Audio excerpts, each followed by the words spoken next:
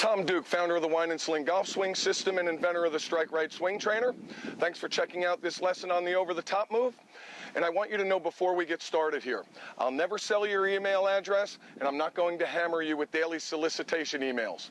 So on occasion, when I do reach out to you by email, it'll be directly from me with information I hope you find helpful in regards to improving your golf swing. It won't be the next of 50 emails from some automated system. And if you become part of the Wine and Sling team, I'm personally here to help you.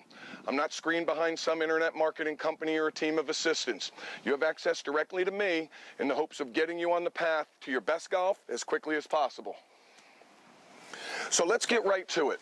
The root cause of the over-the-top move, which is hands down the #1 swing flaw in golf, is the spine being too vertical when the right shoulder begins its move back around to the golf ball on the through swing.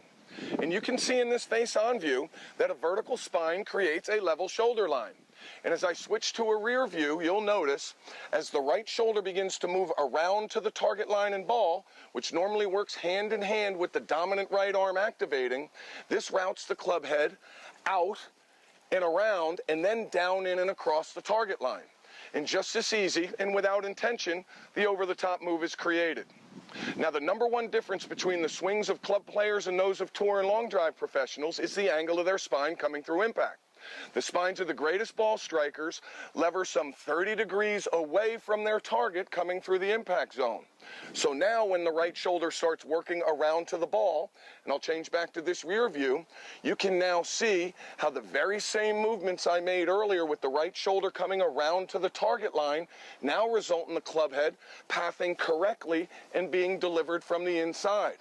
We eliminate the over-the-top move because when we lever the spine, our right shoulder, arms, and club head can now go where they want to in accordance with angular momentum, which is to escape out and away from the source of circular motion to which they're attached to, with as much speed as we can create. Additionally, levering the spine also creates mechanical advantages, which are defined as creating a desired amplification and output force. Or in other words, the same energy system can increase the magnitude of its output force if we learn to move it most efficiently. The average golfer's spine is much more vertical at transition. So when the right shoulder moves around to the ball, they create an arm hit with the out, down, and across path, resulting in limited escape force, minimal club head speed, and inconsistent and glancing contact, all the hallmarks of the struggling golfer. So the bottom line is, in order to cure the over-the-top move and amplify your output force, in order to maximize club head speed, we must learn to lever the spine to the right before our back shoulder and arms begin their movement out and around to the golf ball.